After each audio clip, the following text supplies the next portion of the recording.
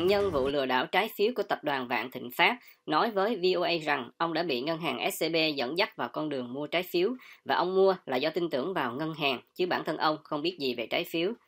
Vụ việc trái phiếu của tập đoàn Vạn Thịnh Phát đổ bể có nguy cơ gây hỗn loạn cho xã hội Việt Nam, với hơn 40.000 nạn nhân từ khắp mọi nơi trên cả nước, với số tiền thiệt hại lên đến 25.000 tỷ đồng, tức hơn 1 tỷ đô la Mỹ. Nhiều gia đình đã lâm vào thảm cảnh với số tiền họ làm lụng, tích góp cả đời có nguy cơ mất trắng.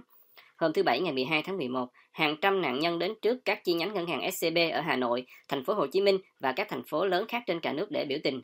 Hình ảnh lan truyền trên mạng xã hội cho thấy người biểu tình mang theo biểu ngữ và hô vang các khẩu hiệu lên án SCB lừa đảo, đòi ngân hàng trả tiền và kêu gọi chính phủ vào cuộc để cứu dân.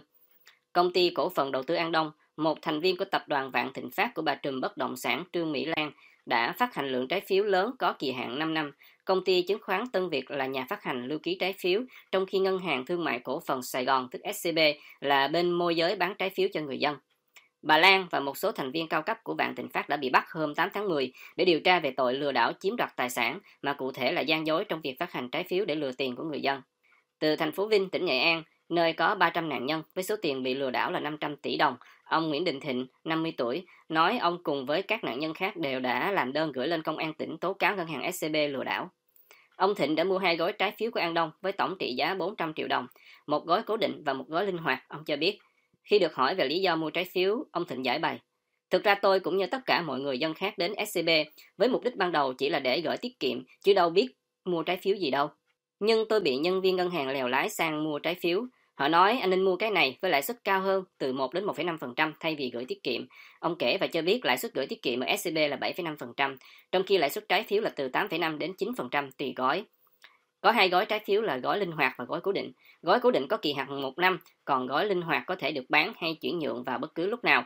Ông Thịnh thuật lại những gì ông được ngân hàng tư vấn. Tôi hỏi có rủi ro gì không? Cô nhân viên tên Thủy ở chi nhánh SCB ở số 2 đường Sương Nguyệt Ánh, thành phố Vinh, nói trái phiếu này qua ngân hàng bán ra nên không có rủi ro gì đâu, ông kể. Thậm chí ngân hàng còn không nói trái phiếu đó là của ai. Họ chỉ đưa một tập hồ sơ cho mình ký và nói 10 ngày sau đến lấy trái phiếu. Ông nói thêm và cho biết đến khi nhận trái phiếu, ông mới biết đó là trái phiếu của công ty An Đông. Theo lời ông giải bài thì ông đặt bút ký vì ông yên tâm ngân hàng sẽ không lừa ông, vì ông là khách hàng thân thiết của ngân hàng. Thực tế là cũng mua thẻ cũng tin tưởng vào ngân hàng, tất cả thì mọi người đều bị SCB lừa đều có niềm tin vào ngân hàng. Ông cho biết ông mua 2 gói trái phiếu vào các năm 2021 và 2022. Số trái phiếu này được phát hành vào ngày 10 tháng 9 năm 2018 và sẽ đáo hạn vào ngày 11 tháng 9 năm 2023. Trái chủ này khẳng định nếu biết mức độ rủi ro cao như vậy thì dù lãi suất 30% cũng không mua, chứ đừng nói chỉ cao hơn lãi suất tiết kiệm có 1%.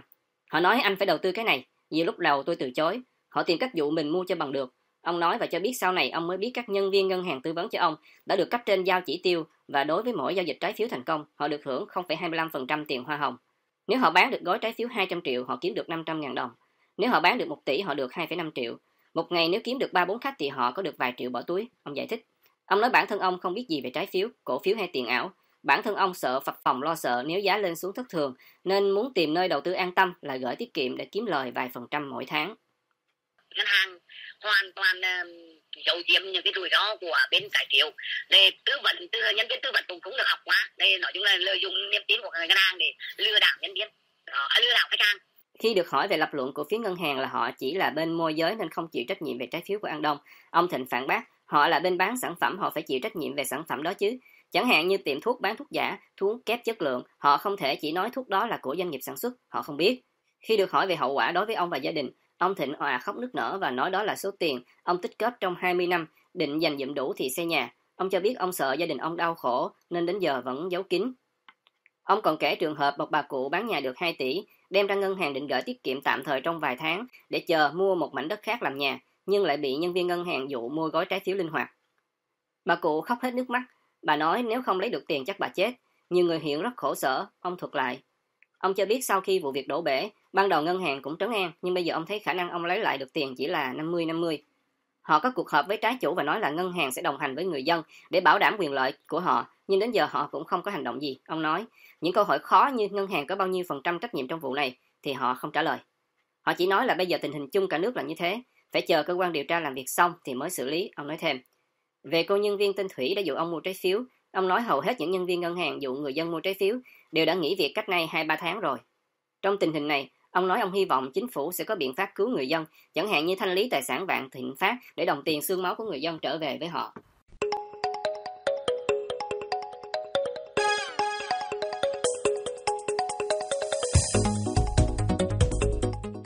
Cái hồi mà mình đi học mình còn là một cái thứ mà trai trẻ đó, thì mình thấy thích sống với văn chương, mình sáng tác văn chương. Nhưng mà đến cái lúc mà đặt chân tới nước Mỹ này đó, hay là trước đó một thời gian cũng khá lâu, thì chữ nghĩa đối với tôi nó là một cái thứ mà gần như nó thay cho súng đạn.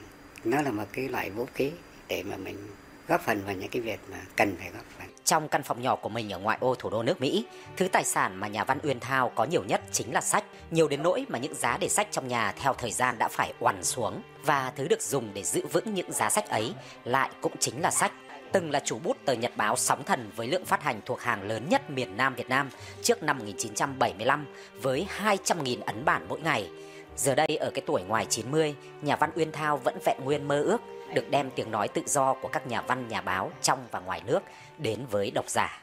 Nhà văn Uyên Thao, thành phố Fort bang Virginia nói: Vào cái khoảng mà thực dân Pháp nó cướp đoạt cái đời sống của người Việt Nam, thì bản thân bọn tôi vẫn còn có thể được học hành đâu ra đấy, và có thể được đào tạo theo cái xu hướng mà mình có thể nhìn thấy những cái là quan niệm về dân chủ, về tự do của con người như thế này. Nhưng mà sau này đó, thì những cái đó nó không những là không còn được học nữa. Nghĩa là mỗi người bây giờ chỉ có thể ngồi đây nghe lệnh của những kẻ cầm quyền thôi. Với sự nỗ lực không ngừng nghỉ của nhà văn Uyên Thao và những người bạn của ông, khu vực thủ đô nước Mỹ có thể nói là nơi có đời sống sinh hoạt văn học Việt khá sôi động, với những chương trình trao đổi văn chương, giới thiệu sách mới thường xuyên được tổ chức. Dù cho việc in sách và phát hành sách tại Mỹ tốn kém chi phí không nhỏ, nhưng tủ sách Tiếng Quê Hương do ông khởi xướng sau hơn 20 năm đến nay đã ra mắt bạn đọc gần 100 đầu sách. Trong đó phần lớn là những tác phẩm có giá trị của nhiều tác giả trong nước nhưng bị chính quyền Cộng sản Việt Nam cấm đoán.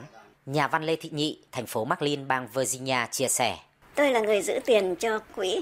Thì bác Uyên Thao hỏi, tôi in rồi đấy, cô có đủ tiền trả không? Nếu không á, tôi có 1.200 đồng của nhà nước mới cho đó, cô có thể lấy được đó. Từ những cái chuyện nhỏ xíu như vậy, tôi đem lòng kính trọng nhà văn Uyên Thao. Nhà văn Uyên Thao tâm sự: Cái mơ ước mà thực sự mà mình phải có, và mỗi người Việt Nam cần phải có, vẫn là cái mơ ước khôi phục lại cái đời sống cho dân tộc. Thì bây giờ ai đóng góp được cái gì, ai đóng góp được phần nào thì cố thôi. Thì trong cái thế của tôi bây giờ, chẳng hạn khi đặt chân đến nước Mỹ, lúc đó là tôi 70 tuổi rồi, mình chẳng còn cái sức lực gì nữa, mà đầu óc của mình nó cũng có thể nó còn mờ nhạt này. Thành như tôi nghĩ thôi, mình chỉ còn cố gắng làm sao mà mình gom những cái tiếng nói mình có thể gom được để mình truyền lại cho mọi người thấy. Không chỉ nặng lòng với văn chương mà chính mơ ước về một đất nước Việt Nam tự do dân chủ, nơi mỗi người dân được tôn trọng những quyền căn bản nhất để sống yên vui, thiện lương, tử tế và biết trân trọng những di sản quý giá của tiền nhân, đã khiến cho người đàn ông này, dù tuổi đã ngoài 90, vẫn không ngừng gắn bó với văn học Việt và đau đáu về quê hương.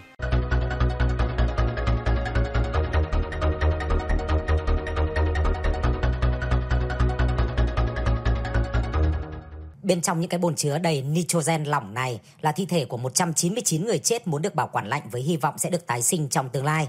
Đây là khu chăm sóc bệnh nhân của Angkor, là nơi chúng tôi trữ đông lạnh các bệnh nhân của mình. Hiện có 199 người và gần 100 thú cưng. Bệnh nhân tại Sáng hội kéo dài sự sống Angkor đã chết lâm sàng và được bảo quản lạnh. Đây là canh bạc đầu tư của gia đình họ về một tương lai mà người thân của mình sẽ được sống dậy và chữa lành các bệnh tật mà ngày nay chưa thể điều trị. Max Moore hiện là chủ tịch danh dự của Sáng hội. Chúng ta hiện ở chỗ mà các bác sĩ hiện giờ phải bó tay, thuốc men và kỹ thuật chưa đủ để duy trì sự sống của chúng ta lâu hơn. Nhưng thay vì tiêu hủy thi thể bệnh nhân sau khi chết, chúng tôi sẽ làm cho thi thể họ ổn định, ngăn chặn thối rữa, giữ càng lâu càng tốt, chờ tới khi kỹ thuật tiến bộ có thể chữa trị và hồi phục sự sống cho họ. Trong số những thi thể bệnh nhân đang nằm chờ được hồi sinh trong tương lai tại cơ sở của Angkor, có vận động viên bóng chày huyền thoại Ted Williams qua đời năm 2002 lúc 83 tuổi vì bệnh tim. Một người khác là ông Ho Finney, một khoa học gia máy tính qua đời năm 2014 ở tuổi 58 vì biến chứng bệnh xơ cứng teo cơ một bên. Trong số các bệnh nhân khách hàng tương lai có Paris Hilton, tin nói cô đã đăng ký được bảo quản lạnh sau khi chết. Về tiến trình bảo quản, ông Mo cho biết sau khi được xác định là chết, bệnh nhân được đưa vào một bồn nước đá, được chụp thiết bị hồi sức tim phổi cơ học và được cho thuốc để chống hư hại tế bào.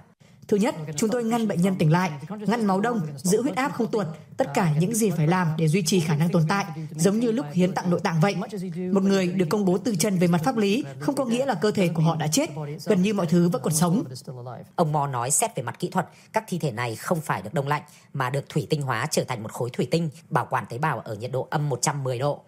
Không có hoạt động sinh hóa, không có hoạt động thần kinh. Thực sự ở mức đó không thành vấn đề. Nếu bạn phải chờ 1 ngày hay 100 năm, bạn sẽ y chang như vậy như lúc ban đầu. Thế giới y khoa hoài nghi, chẳng hạn như bác sĩ Arthur Kaplan, giám đốc khoa đạo đức y khoa và là giáo sư tại trường E. Grossman thuộc Đại học New York. Tôi cho rằng ý nghĩ đông lạnh giữ cho tương lai là hơi khoa học viễn tưởng và thơ ngây. Hội Accor nói họ không hứa hẹn hay đảm bảo gì cả. Chi phí bảo quản lạnh toàn bộ thi thể tối thiểu là $200.000, chỉ bảo quản não thôi đã tốn $80.000. Đối với một số người đây là khoản chi đắt đỏ, nhưng là cái giá rẻ đối với điều mà Accor gọi là chiếc xe.